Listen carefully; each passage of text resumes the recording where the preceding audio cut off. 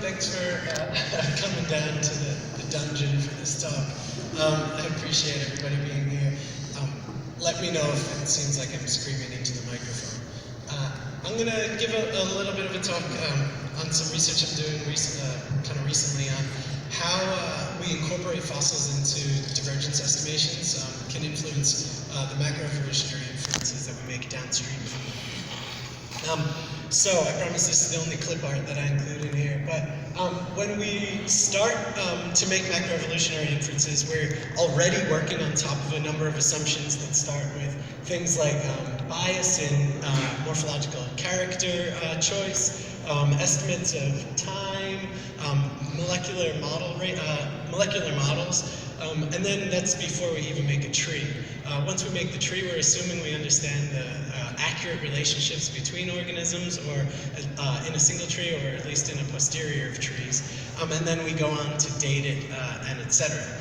So Buddy the Elf might not be so nice about how our inferences result from this, but I think we just need to take into consideration some of these assumptions we're making, and hopefully we can make better and more accurate estimations. So if we go out and we dig up a fossil in the ground, there's some information we want to get from this and we want to be able to use. The first bit maybe we want to be able to incorporate it into a phylogeny, so maybe we can take some characters from it. Then we might want to be able to use the age of the fossil to time calibrate our tree to absolute time. So we pick this fossil up and we decide we're going to pull some characters off this. We can kind of have a look at the teeth or some aspect of it, and then hopefully the next thing that we're going to look at is probably the age. We're going to try and identify the stratigraphic age that the fossil came from in the rocks, and it's probably quite an uncertain estimate. This kind of example is about 10 million years of variation that the fossil could be dated to. Without radiocarbon dating everything, this is just kind of part and parcel for the process. So here's two forms of uncertainty we're already encountering. First is the phylogenetic position of the fossil and what it tells us, and the second is how old this fossil actually is. So if we know something about, say there's a given synapomorphy for the fossil, we might be able to say that it belongs to a certain clade within a tree that we're working with currently.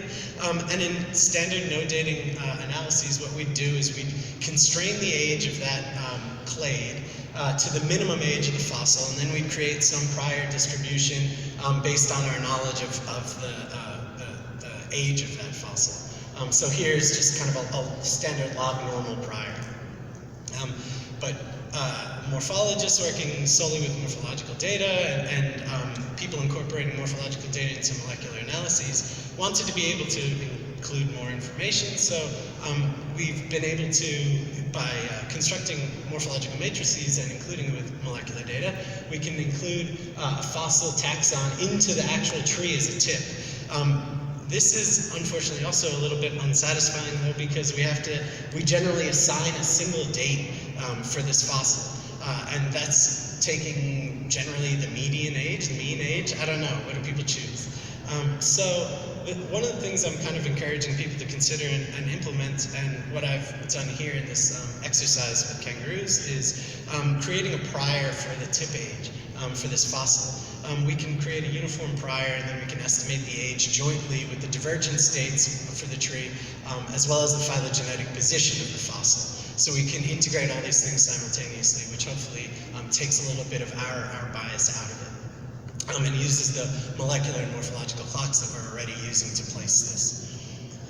So the group that I'm going to be talking about is macropodoid marsupials. This is kangaroos and kid.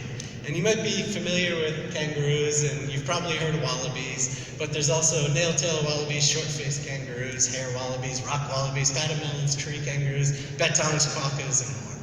There's about 65 living taxa, and there's a whole slew of extinct taxa as well. And they're pretty cool, if I may say.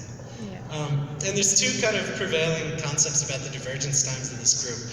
One is the short fuse model that's been posited by people working with standard molecular methods. And then there's this kind of long fuse hypothesis that's come up much more recently and provides ages that are roughly half of what you get from the short fuse. And this is shown up from phylogenomic studies and the absence of some fossils in the Miocene. So we think the ages might be younger.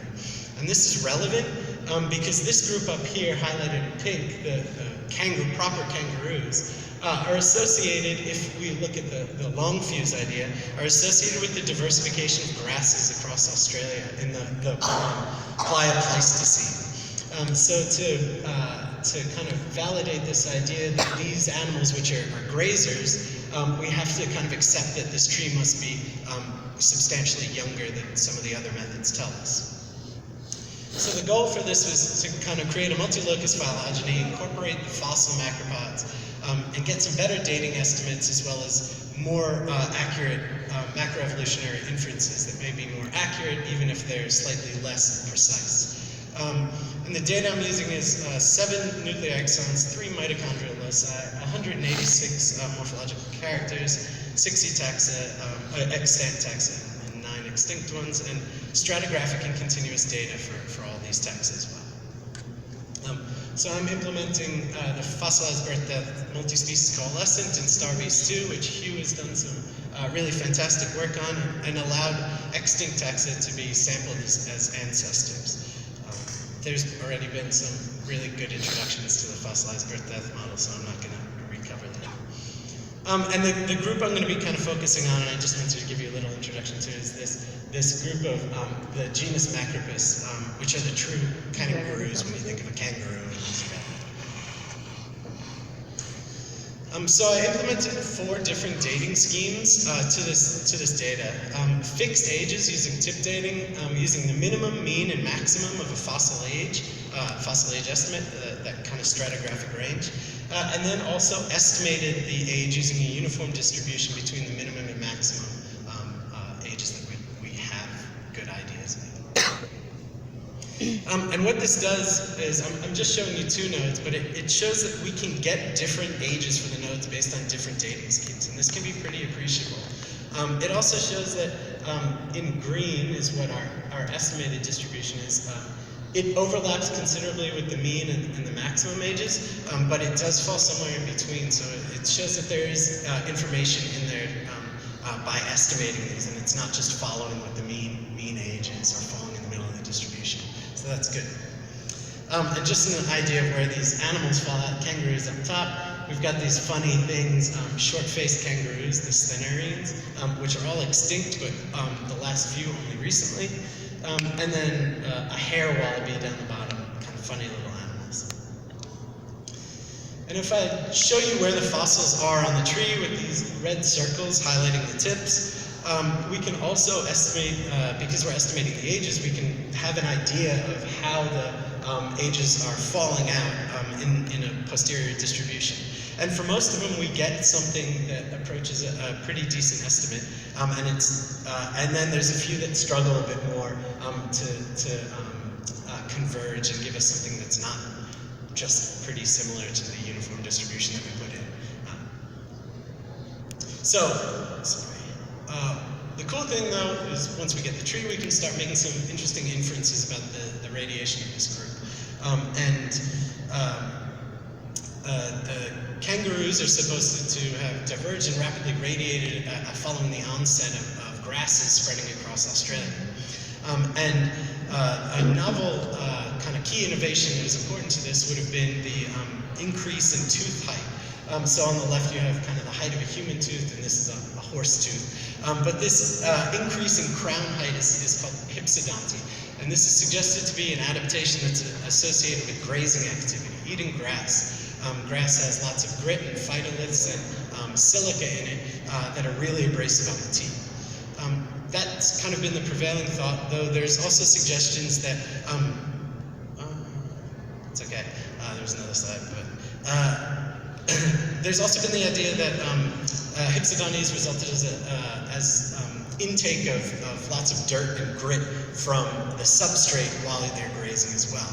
And that's kind of a competing idea that's become popular for Neogene horses in North America and a lot of other ungulates.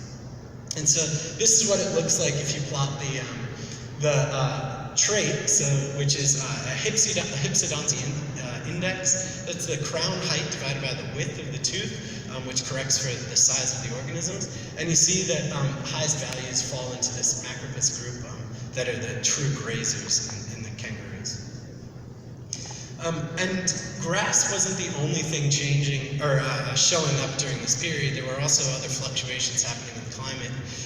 And another one that's kind of important, because I mentioned the potential influence of grit and dirt on the tooth evolution, is aeolian flux, which is these patterns of airborne dust due to a dry climate in the late Miocene and Pliocene. And there's also kind of decreasing global temperature that may have influenced this trait, though I can't exactly think of a great biological reason why. So just quickly, I'm going to mention the traits that we can fit to this. We can fit correlative models that have a time-varying data. So the environmental, which would be the paleotemperature, flux, which is the aeolian dust increasing, or grass expansion. We can fit a stochastic model as kind of a null Brownian motion, or deterministic models like early burst and trend models. And what we see if we fit this to 500 trees from the posterior distribution of all 4 of these analyses combined to get a real range in the dates, is that we find greatest support for this flux model, so increasing tooth height with increasing airborne dust quantities. You will note, though, that the kind of average ASC weight across all this is only 48%, and so that's not fantastic and suggests that maybe model fit is an issue here.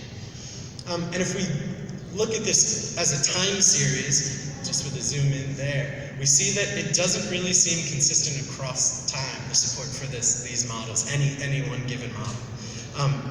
And if we plot this as an AIC weight difference between all pairwise trees, and then against crown age difference or quartet dissimilarity, which is a method of index for topological distance, we find that neither time or topology explain the variation we see in support for these trees. So there's something a bit more fine going on that isn't really being teased apart here in these models.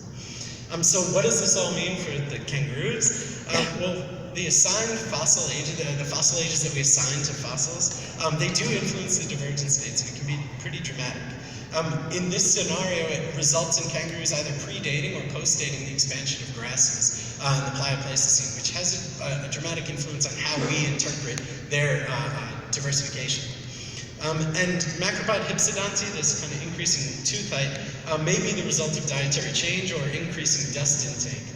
And if you wanted my kind of hot take, I have this feeling that it may have been that increasing grit facilitated the hypsodonty, which allowed kangaroos to take advantage of the expansion of Pleistocene grasses. But more broadly, it means that we need to kind of carefully consider the application of our fossils and divergence dating estimates in building these trees. And we really should be asking, how can our data, the assumptions that we're making in the data that we're incorporating and using, how can it influence the macroevolutionary inferences that we're making? And how can we have a look at alternatives to consider the plausibility of them? Just wanted to quickly thank Luna for the invitation to come here. It's been fantastic to catch up with people, as well as marsupial paleontologists and phylogeneticists, particularly Aidan Cousins and Gavin Prideaux, who had a fantastic paper that came out in Science last year about this, even though they probably hate this presentation. Thank you.